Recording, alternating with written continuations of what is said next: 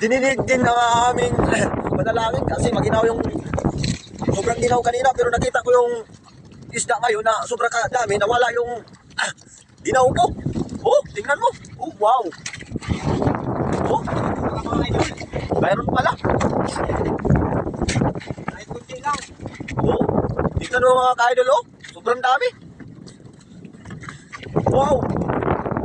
Okay. Diba? Sabi mo kanina, wala tayong mahuli, pero tingnan mo. Sigang tupli lang, nandito pala sa malapit sa bayaw. O, sige. Wala. Tira. Wow. Salamat, Lord. Hindi namin talaga inaakala ngayong araw na to na mabigyan kami ng biyaya. Oh, dami pala. Ayun. Ayun. Ano? Saan na ako?